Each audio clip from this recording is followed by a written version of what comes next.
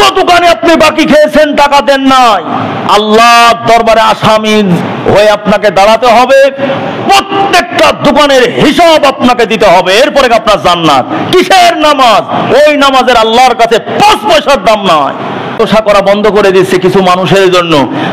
বাজার করার পরে আমি বড় নেতা, এই টাকা চাইলি খবর আছে, ব্যবসা কিন্তু করা শিখিয়ে দেবো, আছে না নাই?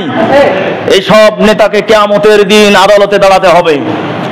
এবং কত দোকানে আপনি বাকি খেয়েছেন, টাকা দেন নাই, আল্লাহর দরবারে আসামি হয়ে আপনাকে দাঁড়াতে হবে। প্রত্যেকটা দোকানের হিসাব আপনাকে দিতে হবে, এরপরে আপনার জান্নাত। কিসের নামাজ? ওই নামাজের আল্লাহর কাছে 5 পয়সার দাম নাই।